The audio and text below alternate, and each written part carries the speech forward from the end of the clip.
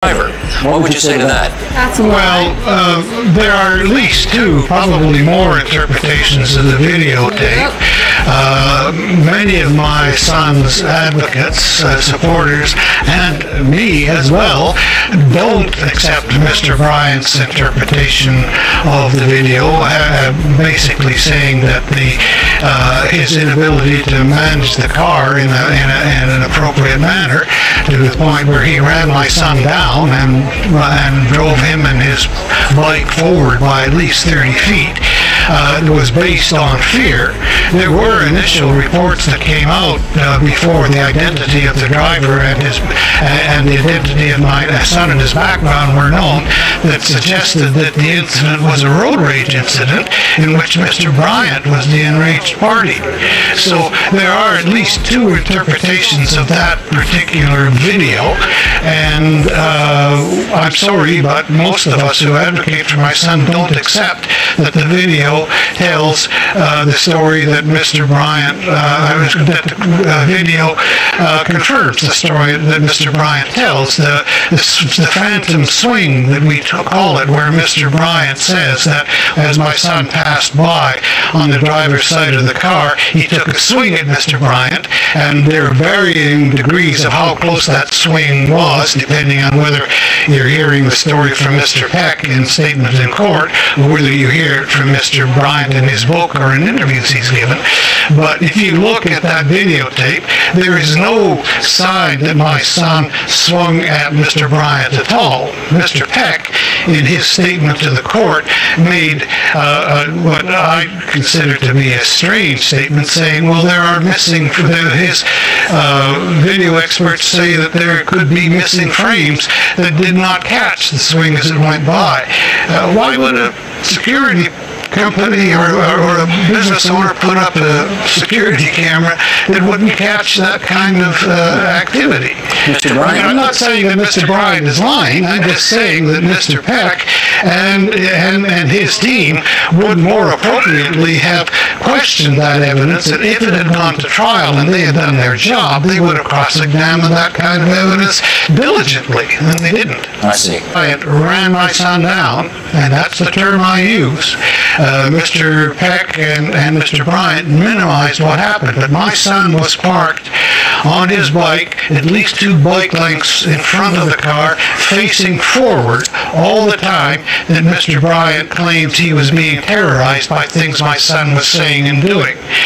During that time, the car lurched forward 3 times. On the 3rd time, my son fell onto the hood of the car, was carried forward for 30 feet, with his bicycle underneath the bumper being dragged and probably wrecked from his point of view. Then when Mr. Bryant stopped the car suddenly, my son was thrown off. Mr. Peck would have it that he fell off, but if you consider momentum in that situation at all, he was thrown forward onto the street. At which point, I think, quite appropriately, he was angry.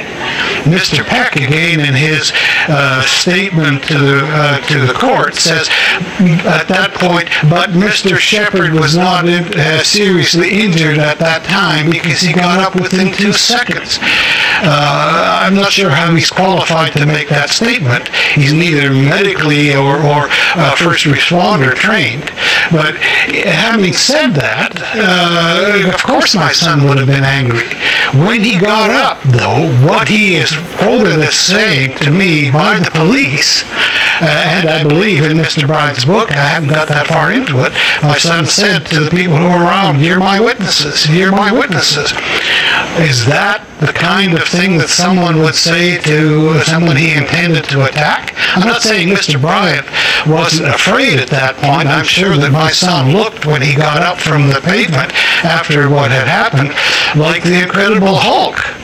But that doesn't mean that he was the kind of mad, out-of-control, vengeful person that Mr. Bryant paints him. Okay, but again, to the overarching issue here, that because of your son's criminal past, because of his addictions in his past, because of the antisocial behavior that he occasionally demonstrated in the past, there will be those who say he was the architect of his own demise on that night. Is that a fair comment? Well, no, it's not, because I can understand that Mr. Bryant and Mr. Peck, sadly, painted that kind of picture, but life is not black and white. This is not a good or evil situation where my son is the manifestation of total evil and Mr. Bryant is the manifestation of total good. My son had evil elements and good elements in him, and they were present in him at the time of the incident, and Mr. Bryant had the same thing.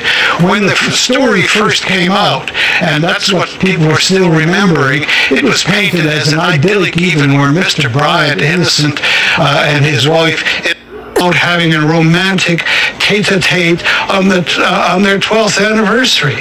In his own book, Mr. Bryant reveals that that was not a very romantic evening at all. It was a very uncomfortable evening after he had forgotten his anniversary, had to be reminded by his wife, had to stumble through the day trying to figure out what he was going to do, went through a very uncomfortable meal with his wife afterward, went for a walk on the beach in which they were discussing not romantic things about their past, but about the future of their marriage.